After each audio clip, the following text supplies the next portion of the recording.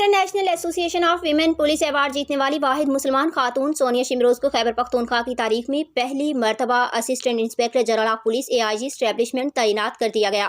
जिला एबटाबाद से ताल्लुक रखने वाली सोनिया शिमरोज DPO चित्राल और DPO बटग्राम के ओहदों पर काम कर चुकी हैं। सोनिया शिमरोज ने 2013 में पुलिस सर्विस ज्वाइन की। वो बतौर ASP और DPO मुख्तलिफ अजला में खिदमात अंजाम दे चुकी हैं। 92 के ब्यूरो चीफ मोहम्मद आसिफ अकरम से गुफ्तगू में सोनिया शिमरोज का कहना था कि अब बहुत अच्छी जिम्मेदारियां मिली हैं।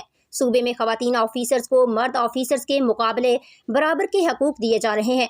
कभी किसी ओहदे के लिए किसी को सिफारिश नहीं कराई। उन्होंने कहा कि सूबे में काम करने के लिहाज से अच्छा माहौल है। अपनी खिदमात पर बैनुल अक़वामी और कौमी सतह पर अवार्ड्स हासिल किए। अवार्ड्स जबरी शादियों और खवातीन पर तशद्दुद की रोकथाम के हवाले से हैं।